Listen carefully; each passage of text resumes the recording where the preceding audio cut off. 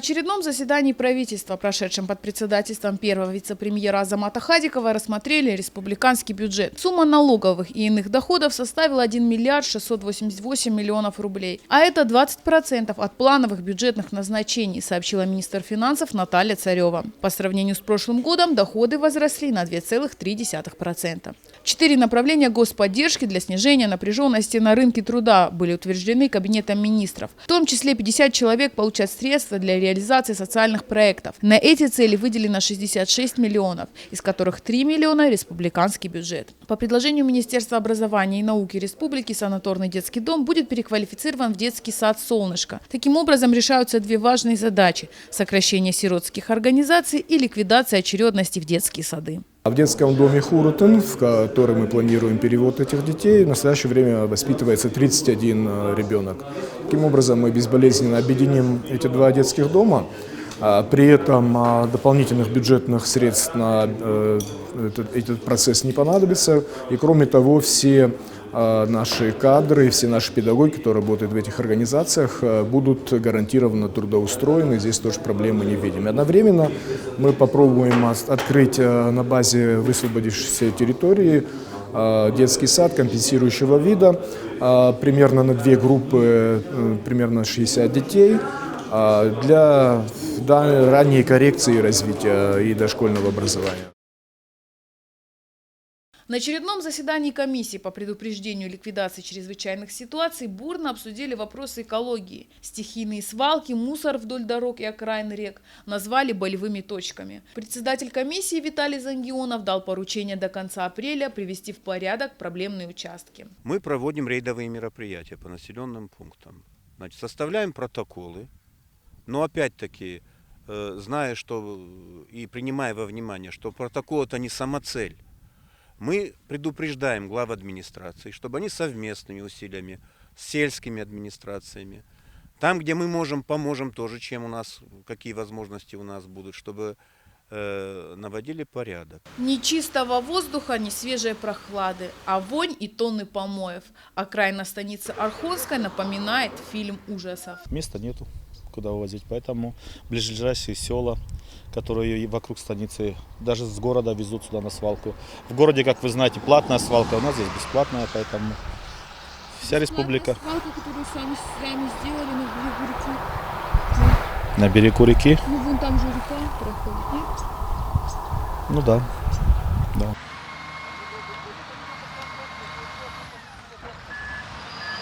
Селение Коста. Этот трактор очищает берег реки не первый раз. Однако мусор здесь появляется снова и снова. Этот вопрос поднимается на общих сходах, где мы людей всегда призываем. И там как бы на каждом сходе бывает единодушно принято вот это вот решение, все, что мы не будем больше мусорить. Однако вот вы сейчас сами являетесь свидетелем, что как бы какое отношение. То есть каждый год это для нас бывает головной болью. Не столько головной болью, сколько бывает стыдно. Если раньше оборот бытовых отходов был в ведении местной власти, то с начала этого года вопросы перешли на районную администрацию. Собирают и вывозят мусор в Ордонском районе регулярно, а вот для сортировки и утилизации полигона нет. Он в республике всего один и находится во Владикавказе. Подходящее место, подходящее по всем нормам под полигон. На данный момент несколько мест уже подыскали, сейчас уже проводится уже полностью проверка по документам, чтобы они по геологическим моментам тоже подходили. Утилизация твердых бытовых отходов – актуальная проблема для Северной Осетии, считает премьер-министр Токоев. Для ее решения правительство Северной Осетии подписало соглашение о намерениях с Федеральным центром проектного финансирования по формированию комплексной системы обращения с отходами. Полагается строительство как и полигона, так и сортировочной станции и необходимой инфраструктуры внутри городов и поселений, которая будет прежде всего сортировать виды мусора, после этого они будут поступать на полигоны, будут в дальнейшем перерабатываться. Предстоит большая работа по реализации соглашения. Следует обозначить логистику, решить вопросы, связанные с сортировкой твердых бытовых отходов и определить наиболее оптимальный с точки зрения экономической целесообразности вариант переработки мусора. Сегодня мы поговорим об экономическом потенциале Северной Осетии с министром туризма, предпринимательства и инвестиционной политики Аланом Диамбековым. Здравствуйте, Алан Сергеевич. Не так давно в ЦЕИ прошло выездное совещание премьер-министра Токаева с руководителями Турбаз. Выездной внутренний туризм. Что у нас есть сейчас и какова реальная перспектива развития этих сфер? Это та сфера, развитию которой мы призваны уделять наибольшее внимание сейчас. По большому счету, в том числе ради этого было создано министерство в свое время. Вот. Вы знаете, что создан национальный туроператор, первый Казбек Тур, он вошел в реестр туроператоров России. Недавно вернулся с 2 выставок всероссийских и международной. Очень большой, должен сказать, интерес вызвали и наши стенды, и наши предложения у туристов. Интерес к Северной Осетии очень большой, прежде всего из соседних регионов Москвы и Санкт-Петербурга. Вот этот интерес уже сформировался в какие-то реальные запросы, и я думаю, что этот летний сезон мы отработаем очень-очень здорово. Надо отделить то, что в наших силах, от того, что зависит целиком и полностью от федерального центра, и сосредоточить собственные усилия на том, что нам подвластно. Это именно вот те курорты, о которых я сказал. То есть надо развивать то, что развивать в состоянии мы сами, без ожидания какой-то манны небесной. А какое количество туристов вот сейчас реально могут принять эти курорты? Ну, знаете как, вообще это проблема Северной Осетии, потому что суммарное количество коллективных средств размещения у нас по койко-местам порядка 4-5 тысяч. Причем туда входит все. И санатории, и частные мини-отели. Вот это, конечно, немного. Но все же в сравнении познается. Поэтому задача есть пока добиться максимально возможного заполнения того, что имеем. И параллельно, я же уже сказал, реализуются какие-то новые проекты, в том числе и по гостиницам, по отелям, и в городе Владикавказе, и в ущельях. Северная Осетия интересна для инвесторов? Нельзя говорить о каком-то особом проявлении интереса инвесторов к СКФО. У нас, по большому счету, для этого ничего нет. Конкретно по Северной Осетии могу сказать, но мы все понимаем, что рынок Северной Осетии, то есть внутренний рынок Северной Осетии, никогда не сравнится там с рынком Москвы, Подмосковья, Нижегородской области, просто по объемам. Да, у нас меньше народу, у нас меньше потребления.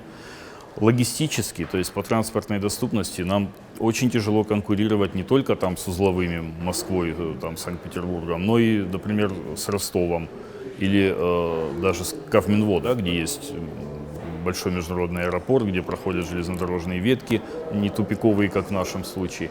Поэтому вот таких очевидных плюсов, по которым сказать, что да, инвестор будет стремиться сюда вкладывать, потому что видит какой-то экономический эффект по рынку или логистический по транспортной доступности, это значит обманывать себя.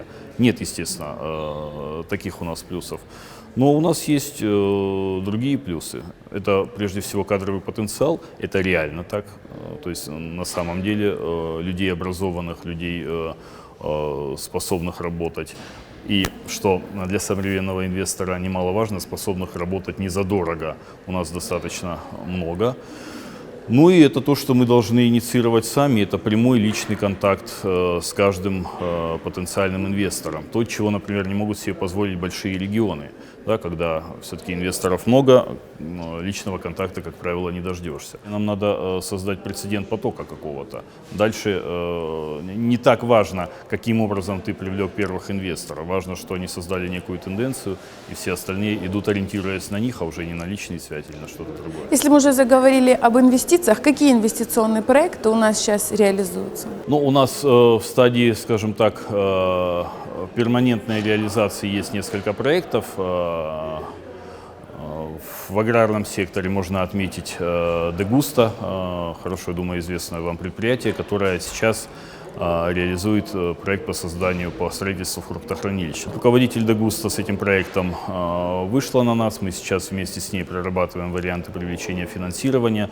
Я знаю, что заинтересовалась корпорация развития Северного Кавказа, мы с ними встречались как раз на самом предприятии. Совсем недавно мне звонил банк «Международный финансовый клуб», который тоже готов профинансировать. Не очень дорогой проект, там порядка 200 миллионов он стоит, но он будет очень-очень значительный. Алания Фиш, проект, который развивается, может быть, не очень быстро, но поступательно и достаточно уверенно по производству форели, вы знаете, да? Вот. Затаившийся такой проект под названием «Березка», о нем на самом деле много говорится. Я считаю, что мы очень близки к его реализации. Есть определенные проблемы, не с финансами уже связанные, потому что финансовые вроде бы решения есть, оно генерировано и ВЭБом, и поддерживается Минкавказа. Есть проблемы с наличием земли. Завод по производству минеральной воды «Белак» скоро должен запуститься, пока в малых объемах. Вот. Но, к сожалению, очень многие инвестиционные проекты сейчас сдерживаются скачком валюты, потому что, как правило, связаны они были с иностранным оборудованием. Вот, это оборудование принципиально меняется в цене, приходится пересчитывать бизнес-планы, то есть как-то изменять свои финансовые модели. Вот, поэтому на данный момент можно сказать, что значительная часть проектов в таком выжидательном режиме находится. Вот о скачке валют, как он отразился не столько на больших предприятиях, а вот на маленьких предприятиях. Вот, например, даже по программе поддержки предпринимательства. Люди заявляли одни суммы, требовали сейчас подорожания. Как это все отразилось? Естественно, на предпринимателях отразился негативно. Прежде всего потому, что, как вы уже заметили, бизнес-планы и финмодели формировались при расчетах по курсу валюты на середину прошлого года даже, да, потому что люди готовили какие-то проекты и потом их подавали в конце года. Вот. Естественно, ситуация меняются очень многие показатели, стоимость основных средств, окупаемость, предполагаемый доход, то есть фактически меняется весь бизнес-план. Не скрою, мы столкнулись с проблемами относительно того, что некоторые бизнесмены путем заявлений дали нам понять, что они не в состоянии при таком курсе валюты реализовывать тот проект, который был ими заявлен ранее. Вот. Но мы постараемся находить какие-то компромиссы, то есть даем возможность как-то скорректировать бизнес-проект, либо по объемам, либо поменять оборудование, заявленное изначально. То есть в рамках той же идеи, грубо говоря, да, то есть той же сути бизнес-проекта, как-то поменять его механизмы реализации. Мы живем в быстро меняющемся мире, и какие-то вещи предсказывать просто нет возможности. Поэтому я предлагаю сильно не переживать по этому поводу. Выходим из ситуации частным порядком, индивидуальным порядком, таким, каким получается. Северная Осетия участвует в конкурсе на предоставление субсидий с федерального бюджета, объявленным Минэкономразвития по линии поддержки бизнеса в регионах. Вами представлены 3 программы. Это программа приобретения оборудования, программа лизинга оборудования и субсидирование процентной ставки по кредитам. Почему выбрали именно эти программы и с чем связан отказ от поддержки малых предприятий, грантов начинающим предпринимателям? Гранты как форма поддержки предпринимателей именно не может быть эффективна, поскольку, как я уже формулировал, не формирует предпринимательский характер, предпринимательский дух. Люди, которые решаются на малые производства, на мой взгляд, на производство в принципе, на мой взгляд, достойны особого уважения, потому что это одна из самых сложных сфер бизнеса. Плюс такую задачу ставил глава в своем инвестиционном послании. И я полагаю, что вот концентрация усилий в рамках незначительного количества программ, а из того, что вы перечислили, там небольшая часть идет на лизинг, еще меньше идет на субсидирование процентной ставки, а самая главная, основная часть на субсидирование затрат на приобретение производственного оборудования. Вот такая концентрация, на мой взгляд, должна помочь нам в каком-то одном направлении добиться существенных результатов. Какие планы на будущее ставит для себя Министерство туризма, предпринимательства и инвестиционной политики? У нас есть несколько сфер ответственности. Кстати, помимо предпринимательства, туризма и инвестиционной политики, это еще и инновации и внешнеэкономические связи. Вот. По внешнеэкономическим связям у нас тоже есть определенные подвижки. Вот, в марте месяце мы должны были подписать соглашение с компанией Metro Cash & Carry. Для нас оно важно не только как факт инвестиций в республику иностранных, но и как некий показатель интереса серьезной западной сети. А это всегда какой-то индикатор для всех остальных инвесторов. Вот. Поэтому планы работать по каждому направлению и наращивать объемы и результаты. Спасибо большое за откровенную беседу. Удачи в делах. Спасибо вам тоже.